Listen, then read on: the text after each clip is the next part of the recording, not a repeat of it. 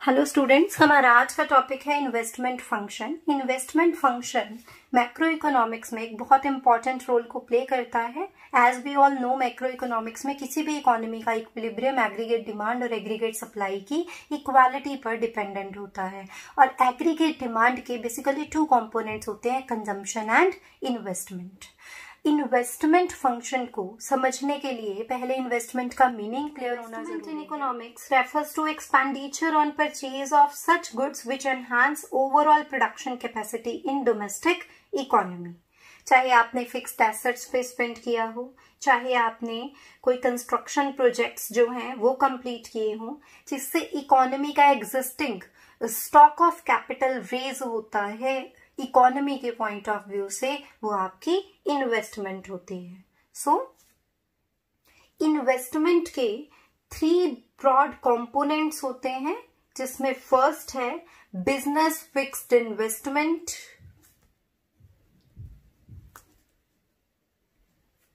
Second है investment on business inventory,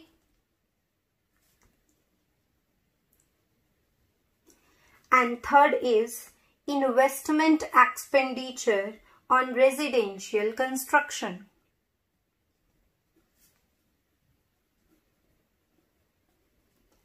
जैसा कि मैंने आपको मीनिंग में बताया, इकोनॉमी में जब भी आप इन्वेस्ट कर रहे हो, उसके अगेंस्ट इकोनॉमी का जो एग्जिस्टिंग स्टॉक ऑफ कैपिटल होगा वो रेज हो जाएगा। आपकी कैपिटल गुड्स, आपकी मशीनरीज, आपके हाउसिंग प्रोजेक्ट्स, इन सारी चीजों में कहीं ना कहीं एक इंक्रीज आएगा और यही इंक्रीज इन्वेस्टमेंट काउंट होता है। सो इन्वेस्टमेंट के 3 मेन कंपोनेंट्स आपके इस कॉन्सेप्ट को फर्दर और क्लियर कर देंगे। First comes business fixed investment.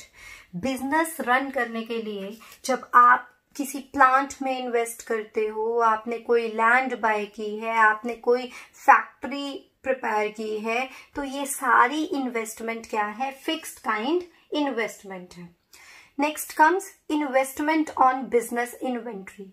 जब आप स्टॉक जो है वो क्रिएट करते हो, चाहे वो रॉ मटेरियल हो, चाहे वो वर्क इन प्रोग्रेस हो, चाहे वो आपकी फिनिश्ड गुड्स का हो, कोई भी प्रोड्यूसर अपने पास में जो इन्वेंट्री मेंटेन करता है उसमें उसके बहुत से पैसे ऑलरेडी इन्वेस्टेड रहते हैं। सो एक पर्टिकुलर पॉइंट ऑफ टाइम पे पूरी कंट्री में जितना भी स्टॉक ऑफ गुड्स एग्जिस्ट करता है वो कंट्री के पॉइंट ऑफ व्यू से इन्वेस्टमेंट होती है, जो कि फ्यूचर में मटेरियलाइज हो जाएगी। And the third is investment expenditure on residential construction. Construction भी investment में cover होती है।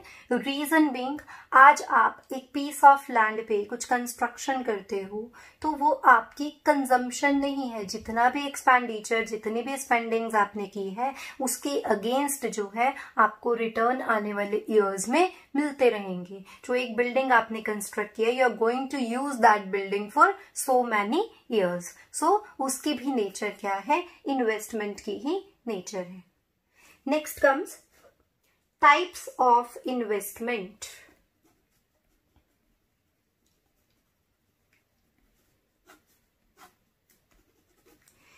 इन्वेस्टमेंट की टाइप्स को हमने डिफरेंट कैटेगरीज में डिवाइड किया है। सबसे फर्स्ट स्टार्ट करते हैं financial investment and real investment. सबसे बेसिक मीनिंग आपको इन्वेस्टमेंट का यहां से क्लियर हो जाएगा। फाइनेंशियल इन्वेस्टमेंट सबसे बेसिक इन्वेस्टमेंट है। कॉमन पीपल अपनी इनकम का कुछ पार्ट सेव करते हैं and out of such savings they buy some shares, some bonds of companies, and from their point of view, from the individual point of view, this is investment at their part. But this is not investment actually economics की sense में ये investment नहीं होती। It is मियर transfer of ownership. एक person ने shares को cell किया है तो उसकी ऑनरशिप किसी दूसरे पर्सन को ट्रांसफर हो गई है। अब आप इन्वेस्टर हो गए हो, लेकिन किसी दूसरे पर्सन ने डिसइन्वेस्ट कर लिया है। इससे कंट्री के ओवरऑल प्रोडक्शन कैपेसिटी में या एम्प्लॉयमेंट में किसी तरह का कोई भी राइज नहीं आता है due to such investment. So financial investment जो है, जब आप स्टॉक शेयर्स एग्जिस्टिंग कंपनीज के परचेज करते हो तो ये आपके पार्ट पे फाइनेंशियल इन्वेस्टमेंट होती है। लेकिन अगर रियल इन्वेस्टमेंट की बात करें, रियल इन्वेस्टमेंट में वो सारा एक्सपेंडिचर कवर होता है जो किसी कंट्री की ओवरऑल प्रोडक्शन कैपेसिटी को एनहांस करता है फ्यूचर में, जिसकी वजह से कैपिटल गुड्स का स्टॉक भी इंक्रीज होता है और कंट्री में एम्प्लॉयमेंट अपॉर्चुनिटीज भी जनरेट होती है। सो रियल इन्वेस्टमेंट की वजह से कंट्री में कैपिटल फॉर्मेशन स्टार्ट हो जाती है। Next comes induced investment and autonomous investment.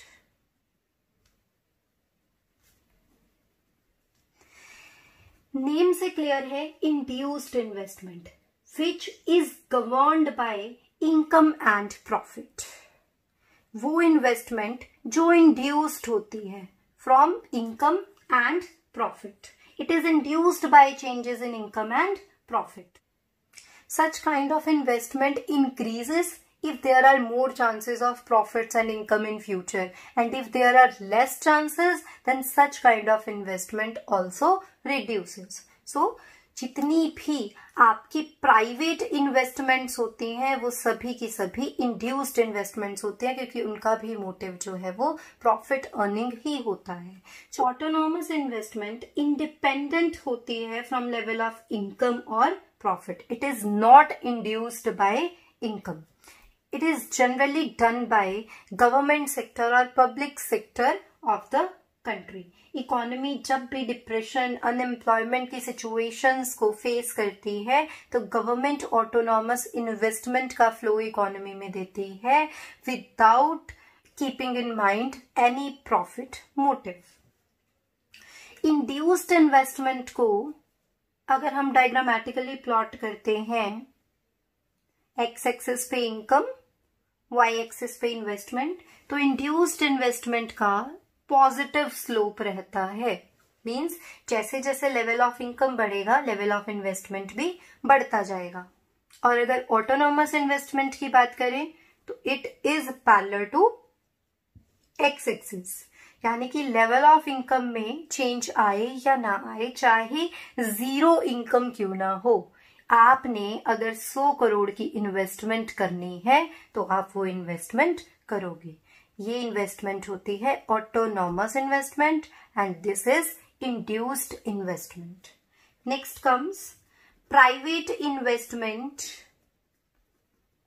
And public investment.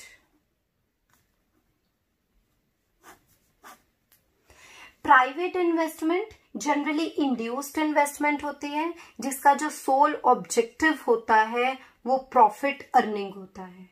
यानी कि ये इन्वेस्टमेंट जनरली 2 फैक्टर्स पर डिपेंडेंट होती है कि हमारे जो प्रॉफिट्स होंगे वो कितने होंगे और जो कॉस्ट हमें पे करनी होगी वो कितनी होगी, कैपिटल की एफिशिएंसी कितनी होगी और उसी कैपिटल की जो कॉस्ट है वो कितनी होगी। अगर प्रॉफिट हम एक्सपेक्ट कर सकते हैं तो ये इन्वेस्टमेंट होती है, और अगर प्रॉफिट्स एक्सपेक्टेड नहीं होते हैं तो इस इन्वेस्टमेंट का लेवल भी रिड्यूस हो जाता है। बट जो पब्लिक इन्वेस्टमेंट होती है वो सेंट्रल या फिर लोकल सेल्फ गवर्नमेंट जो है कंट्री की वो करती है, और ऑब्जेक्टिव सिर्फ और सिर्फ सोशल वेलफेयर ही होता है, independent of profit motives. Country के अंदर डिफेंस को मेंटेन करना, इकोनॉमिक डेवलपमेंट के लिए एफर्ट्स करना, सोशल वेलफेयर के लिए एफर्ट्स करना, ये सब पब्लिक इन्वेस्टमेंट का पार्ट है। Next comes gross investment and net investment. Gross investment होती है किसी भी कंट्री में एक पर्टिकुलर पॉइंट पर जितनी भी आपने नेट इन्वेस्टमेंट की है, अगर आप उस नेट इन्वेस्टमेंट में आपकी रिप्लेसमेंट इन्वेस्टमेंट को भी ऐड कर देते हो तो वो आपके पार्ट पे ग्रॉस इन्वेस्टमेंट बन जाती है। और अगर आपको नेट इन्वेस्टमेंट कैलकुलेट करनी है तो ग्रॉस जितनी भी इन्वेस्टमेंट आपने की है आप इसमें से रिप्लेसमेंट इन्वेस्टमेंट को सब्ट्रैक्ट कर देते हो। Last comes intended and unintended investment. इसे वॉलंटरी एंड इनवॉलंटरी इन्वेस्टमेंट भी कहते हैं। कोई भी इन्वेस्टमेंट जो प्लान्ड होती है, यानी कि if you are planning to buy a machinery and you are buying that machinery, it is planned investment, it is intended investment. लेकिन आपने मशीनरी को बाय करना प्लान किया था आफ्टर 2 years, लेकिन मशीनरी के ब्रेकडाउन की वजह से, इमरजेंसी सिचुएशन की वजह से आपको फ्रीक्वेंटली उस मशीनरी को बाय करना पड़ जाता है, तो वो आपकी अनप्लान्ड इन्वेस्टमेंट होती है। Next topic, factors influencing investment. Investment को कौन कौन से फैक्टर्स अफेक्ट करते हैं? First, technological advancement. किसी भी कंट्री में टेक्नोलॉजिकल एडवांसमेंट का जो लेवल होगा वही इन्वेस्टमेंट का भी लेवल होगा। अगर टेक्नोलॉजी अपग्रेड होगी तो चांसेस ऑफ इन्वेस्टमेंट भी क्रिएट होंगे और लेवल ऑफ इन्वेस्टमेंट इंक्रीज हो जाएगा। फॉर एग्जाम्पल इंडिया की बात करें तो एग्रीकल्चर सेक्टर में मैकेनाइजेशन को अडॉप्ट किया जा रहा है। बहुत सारे टूल्स, इक्विपमेंट्स जो फार्मर्स हैं वो डे बाय डे उनका यूज इंक्रीज कर रहे हैं। सो टेक्नोलॉजिकल एडवांसमेंट के स्कोप के साथ साथ जो लेवल ऑफ इन्वेस्टमेंट है किसी भी कंट्री में राइज होता है। Next point, discovery of natural resources. जो कंट्रीज नेचुरल रिसोर्सेज से एनरिच हैं, जहां पर नेचुरल रिसोर्सेज की डिस्कवरी होती है, उससे रिलेटेड प्लांट्स जो हैं उसी एरिया में डेवलप हो जाते हैं। सो स्कोप ऑफ इन्वेस्टमेंट रेज हो जाता है because of availability of raw material. Next comes government policies. किसी भी कंट्री में लेवल ऑफ इन्वेस्टमेंट को डिफाइन करने में गवर्नमेंट पॉलिसीज का एक इम्पॉर्टेंट रोल रहता है।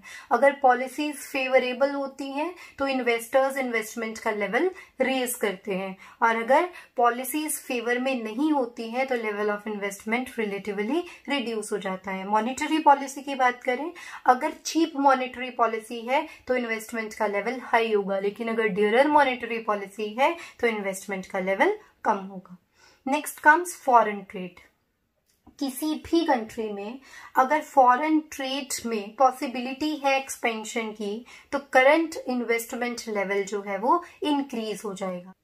लेकिन अगर फॉरेन ट्रेड रिड्यूस हो रहा है, उसकी वॉल्यूम के अंदर फॉल है, तो इसका इन्वेस्टमेंट पे अनफेवरेबल इम्पैक्ट होगा। Next comes political environment. किसी भी कंट्री का पॉलिटिकल एनवायरनमेंट अगर स्टेबल होता है, पीसफुल होता है, तो बड़े बड़े इन्वेस्टर्स वहां इन्वेस्टमेंट करते हुए बिल्कुल रिस्क को फील नहीं करते हैं। लेकिन अगर पॉलिटिकल एनवायरनमेंट हेल्दी ना हो, अनस्टेबल हो, तो लेवल ऑफ इन्वेस्टमेंट अफेक्ट होता है। Next comes expectations. इन्वेस्टमेंट को डील करने के लिए सबसे इंपॉर्टेंट फैक्टर जो अपना रोल प्ले करता है वो है एक्सपेक्टेशंस। अगर हम बिजनेस की बात करें, if we are expecting good sales, good profits, तो हम इन्वेस्टमेंट को इंक्रीज कर देंगे। लेकिन अगर हमें पहले से ही ये एक्सपेक्टेड है कि सेल्स जो है हमारी डाउन जाएंगी, तो कंपैरेटिवली हम अपने प्रोडक्शन, अपनी इन्वेस्टमेंट को भी रिड्यूस कर देते हैं। Next comes rate of population growth. Investment और रेट ऑफ पॉपुलेशन ग्रोथ में डायरेक्ट रिलेशन होता है। अगर कंट्री में पॉपुलेशन ग्रोथ रेट के अंदर राइज है तो इन्वेस्टमेंट का लेवल भी इंक्रीज हो जाता है। बिकॉज अगर पॉपुलेशन ग्रो कर रही है एक रैपिड रेट पे, तो new houses, schools, public services, roads, vehicles, furniture, ऐसे बहुत सारी चीज होगी, जो प्रोडक्शन है वो रेस हो जाती है। Next comes price level. Price level affects investment. Reason being, मान लीजिए इकोनॉमी में जो प्राइस है प्रोडक्ट्स का वो इंक्रीज हो जाता है, तो इन्वेस्टर्स का प्रॉफिट भी इंक्रीज हो जाएगा और वो अपने अपने पार्ट पे अपने इन्वेस्टमेंट को हाई कर देंगे। Next comes market structure. Market structure अगर परफेक्ट कंपटीशन एग्जिस्ट करता है तो लेवल ऑफ इन्वेस्टमेंट ज्यादा होता है, बिकॉज हर एक फर्म अपने मार्केट शेयर को मेंटेन करने के एफर्ट्स करती है। लेकिन अगर मोनोपोली सिचुएशन इकोनॉमी में एग्जिस्ट करती है, वहां लेवल ऑफ इन्वेस्टमेंट कम रहता है because of monopoly power. Next comes availability of finance. Investment finance availability पर डिपेंडेंट होती है। इजीली फाइनेंस अवेलेबल हो जाता है तो इन्वेस्टमेंट का लेवल हाई होता है। जिस कंट्री में फाइनेंस अवेलेबिलिटी नहीं होती है वहां इन्वेस्टमेंट रिलेटिवली कम होती है। Next, conditions in labour market. अगर स्किल्ड ट्रेन्ड लेबरर्स अवेलेबल होते हैं तो इन्वेस्टमेंट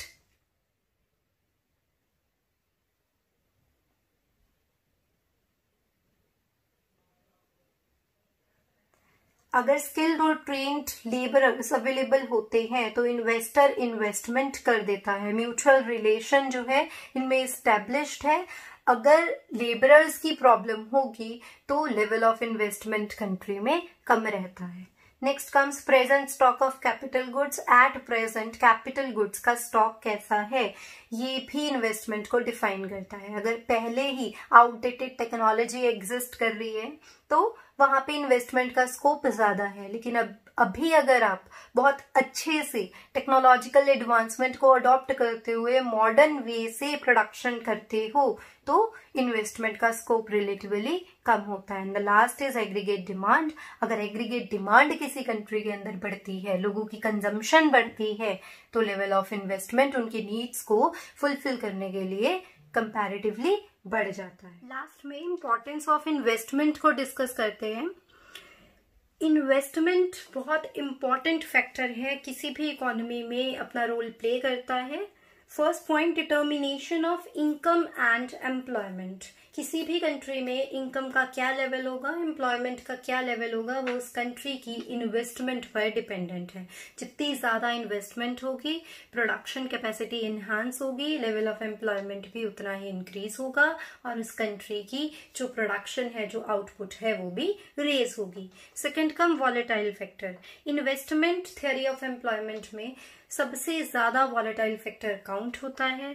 इन्वेस्टमेंट फ्यूचर एक्सपेक्टेशंस पर डिपेंड करती है और ये एक्सपेक्टेशंस जो है वेरी करती हैं। अगर इनकम और एम्प्लॉयमेंट के अंदर चेंज आता है तो वो चेंज जो है वो इन्वेस्टमेंट की वजह से ही आता है। And next is economic development. Her economy develop होना चाहती है, हर इकोनॉमी अपने कुछ सेट ऑब्जेक्टिव्स के साथ अपने इक्विलिब्रियम को अटेन करने के एफर्ट्स करती है। सो किसी भी कंट्री में जो रेट ऑफ ग्रोथ है या फिर जो इकोनॉमिक डेवलपमेंट है वो डिपेंड करती है लेवल ऑफ इन्वेस्टमेंट पे। So investment is very important from macro viewpoint if we want to attain equilibrium in economy.